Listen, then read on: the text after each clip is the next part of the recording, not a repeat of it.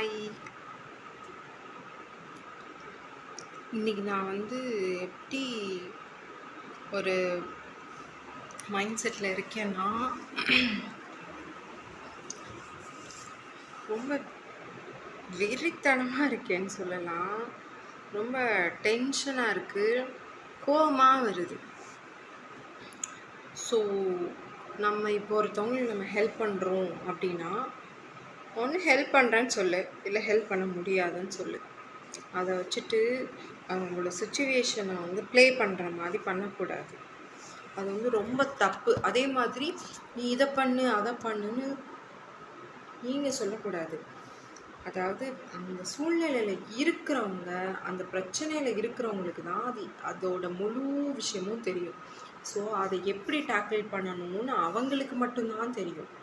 நம்ம பேச்சு வாக்கில் நம்ம ஒரு ஹெல்ப்